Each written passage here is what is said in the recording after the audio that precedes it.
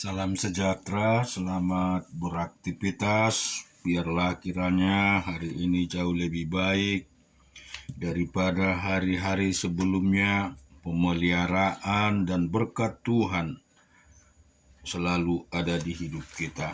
Kita akan baca firman Tuhan, Hakim-Hakim 11 ayat 1 sampai dengan yang ke-11. Adapun Yefta, orang Gilead itu adalah seorang pahlawan yang gagah perkasa. Tetapi ia anak seorang perempuan sundal. Ayah Yefta ialah Gilead. Juga istri Gilead melahirkan anak-anak lelaki-laki baginya. Setelah besar anak-anak istrinya ini, maka mereka mengusir Yefta. Katanya kepadanya, "Engkau tidak mendapat milik pusaka dalam keluarga kami,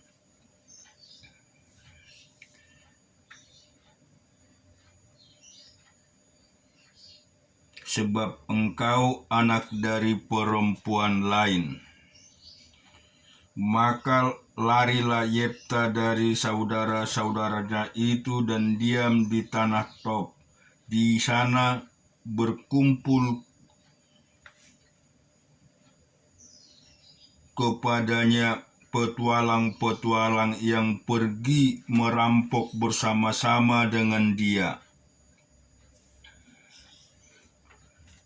Beberapa waktu kemudian Bani Amon berperang melawan orang Israel.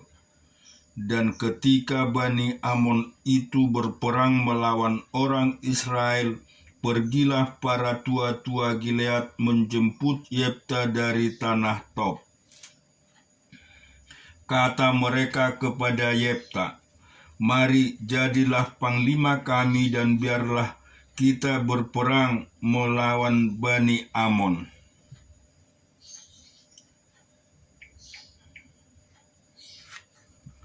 Tetapi kata Yefta kepada para tua-tua Gilead itu, "Bukankah kamu sendiri membenci aku dan mengusir aku dari keluargaku? Mengapa kamu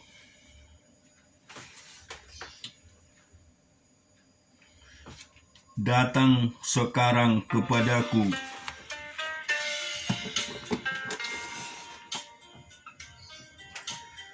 pada waktu kamu terdesak?" Kemudian berkatalah para tua-tua Gilead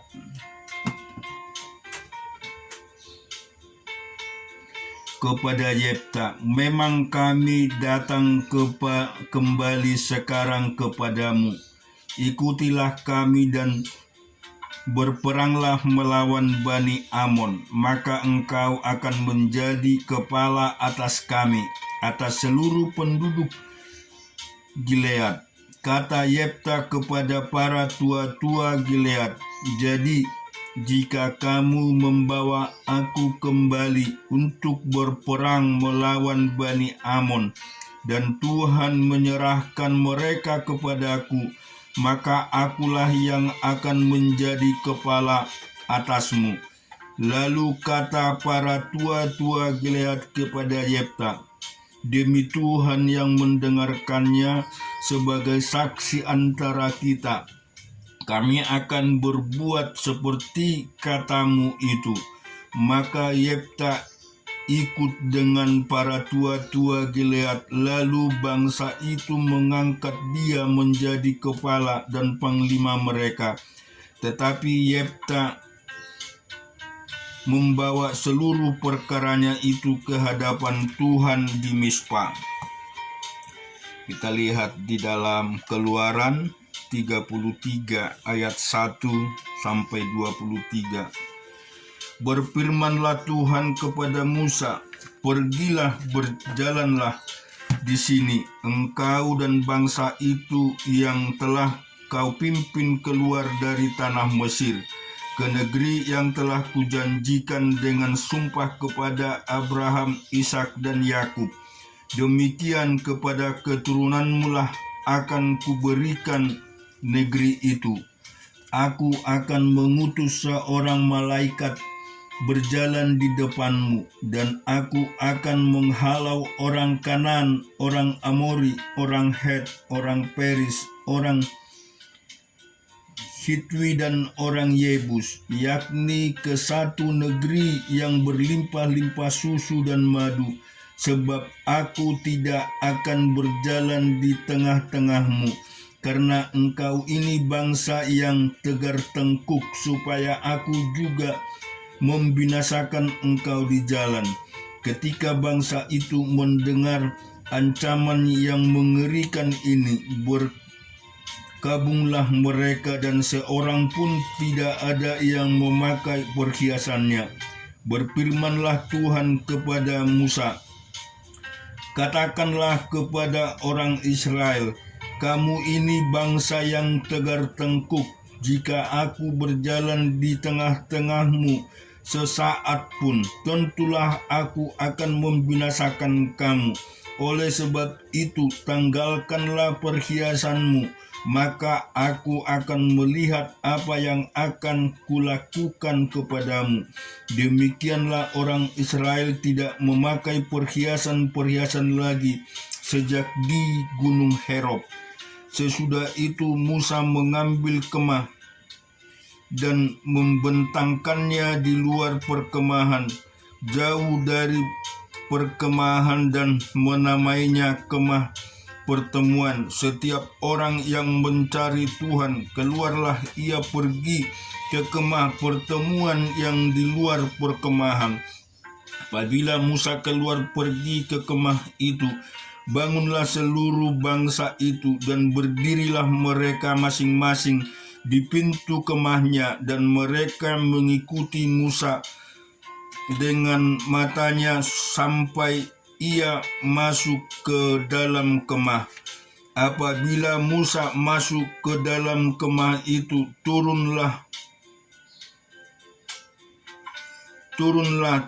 tiang awan dan berhenti di pintu kemah, dan berbicaralah Tuhan kepada Musa di sana. Setelah seluruh bangsa itu melihat bahwa tiang awan berhenti di pintu kemah, maka mereka bangun dan sujud menyembah masing-masing di pintu kemahnya. Dan Tuhan berbicara kepadanya, Musa, dengan berhadapan muka seperti seorang berbicara kepada temannya. Kemudian kembalilah ia ke perkemahan, tetapi abdinya Yosua bin Nun, seorang yang masih muda, tidak meninggalkan kemah itu. Lalu berkatalah Musa kepada Tuhan, memang engkau berfirman kepadaku, suruhlah bangsa ini berangkat, tetapi engkau tidak memberitahukan kepadaku siapa yang akan kau utus bersama-sama dengan aku. Namun demikian engkau berfirman, aku mengenal namamu, dan juga engkau mendapat kasih karunia di hadapanku. Maka sekarang jika aku kiranya mendapat kasih karunia di hadapanmu, beritahukanlah kiranya jalanmu kepadaku, sehingga aku mengenal engkau, supaya aku tetap mendengar kasih karunia di hadapanmu. Ingatlah bahwa bangsa ini umatmu. Lalu ia berfirman, aku sendiri hendak membimbing engkau dan memberikan ketentraman kepadamu. Berkatalah Musa kepadanya, jika engkau sendiri tidak membimbing kami, janganlah suruh kami berangkat dari sini.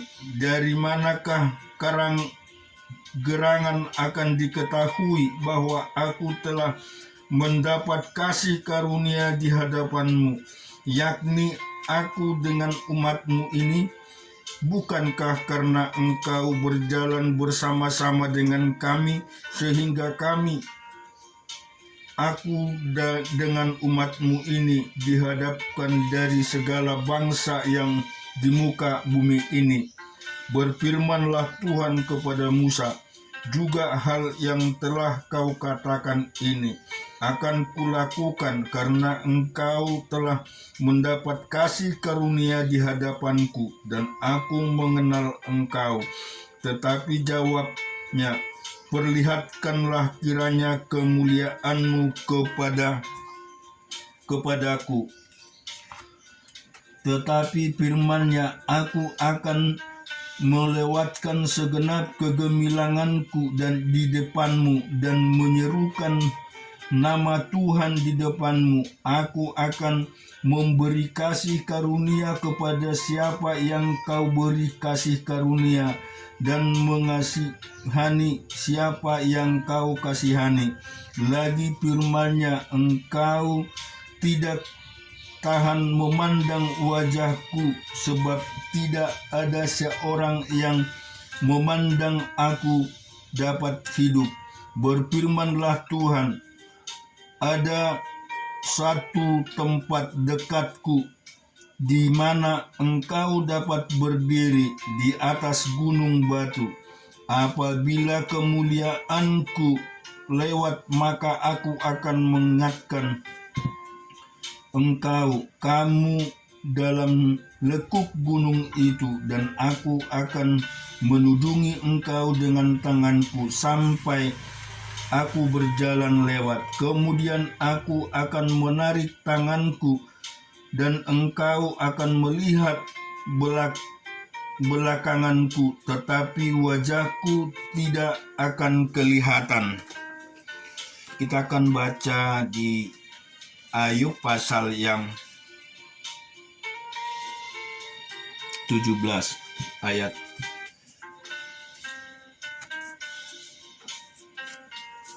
1 sampai dengan 16.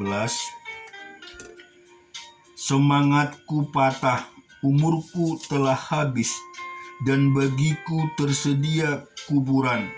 Sesungguhnya aku menjadi ejekan, mataku terpaksa menyaksikan tantangan mereka. Biarlah engkau menjadi jaminanku bagimu sendiri. Siapa lagi yang dapat membuat persetujuan bagiku?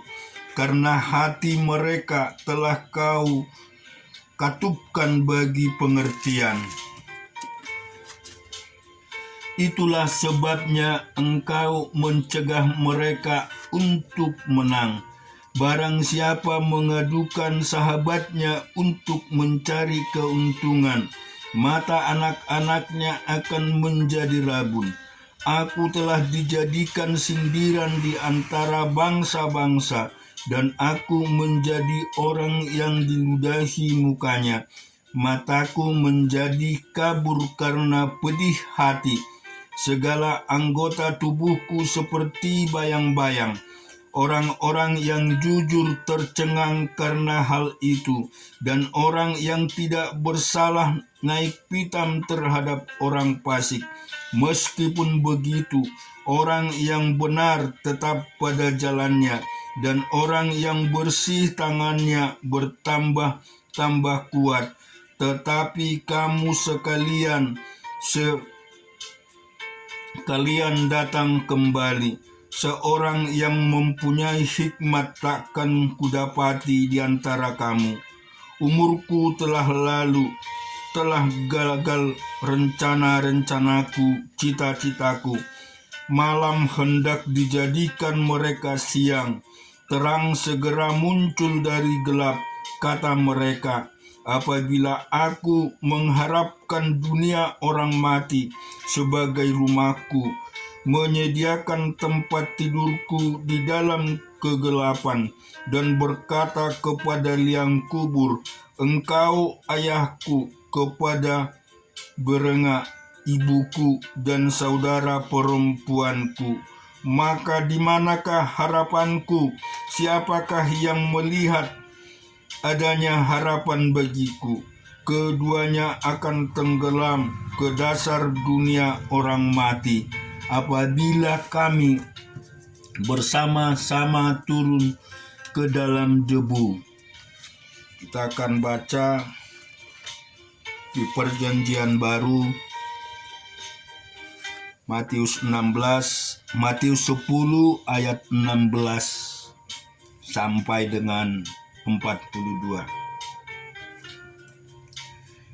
Lihat, aku mengutus kamu seperti domba ke tengah-tengah serigala. Sebab itu hendaklah kamu cerdik seperti ular dan tulus seperti merpati. Tetapi waspadalah terhadap semua orang, karena ada yang akan menyerahkan kamu kepada majelis agama, dan mereka akan menyesah kamu di rumah ibadahnya. Dan karena aku, kamu akan digiring ke muka penguasa-penguasa dan raja-raja, sehingga suatu kesaksian bagi mereka dan bagi orang-orang yang tidak mengenal Allah. Apabila mereka menyerahkan kamu, janganlah kamu khawatir akan bagaimana dan akan apa yang harus kamu katakan, karena semuanya itu akan dikaruniakan kepadamu pada saat itu juga. Karena bukan kamu yang berkata-kata, melainkan Roh Bapamu, Dia akan berkata-kata di dalam kamu. Orang akan menyerahkan saudaranya untuk dibunuh. Demikian juga seorang ayah akan anaknya, dan anak-anaknya akan memberontak terhadap orang tuanya dan akan membunuh mereka. Dan kamu akan dibenci semua orang oleh karena namaku, tetapi orang yang bertahan sampai pada kesudahannya akan selamat.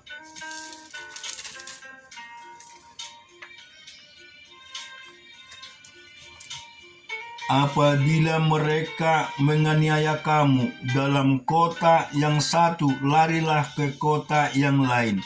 Karena aku berkata kepadamu, sesungguhnya sebelum kamu selesai mengunjungi kota-kota Israel, Anak Manusia sudah datang.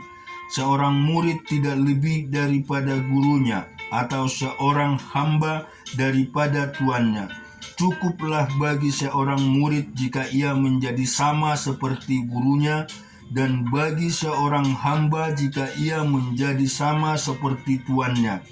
Jika tuan rumah disebut Belzebul, apalagi seisi rumahnya. Jadi janganlah kamu takut terhadap mereka, karena tidak ada sesuatu pun yang tertutup yang tidak akan dibuka, dan tidak ada sesuatu pun yang tersembunyi yang tidak akan diketahui. Apa yang kau katakan kepadamu dalam gelap, katakanlah itu dalam terang, dan apa yang dibisikkan ke telingamu, beritakanlah itu dari atas atap rumah. Dan janganlah kamu takut kepada mereka yang dapat membunuh tubuhmu, tetapi yang tidak berkuasa membunuh jiwa. Takutlah terutama kepada Dia yang berkuasa membinasakan baik jiwa maupun tubuh di dalam neraka. Bukankah burung pipit dijual 2 ekor seduit, namun seekor pun daripadanya tidak akan jatuh ke bumi di luar kehendak Bapamu. Dan kamu, rambut kepalamu pun terhitung semuanya. Sebab itu janganlah kamu takut, karena kamu lebih berharga daripada banyak burung pipit. Setiap orang yang mengakui aku di depan manusia, aku juga akan mengakuinya di depan Bapa-Ku yang di sorga. Tetapi barang siapa menyangkal aku di depan manusia, aku juga akan menyangkal dia di depan Bapa-Ku yang di surga.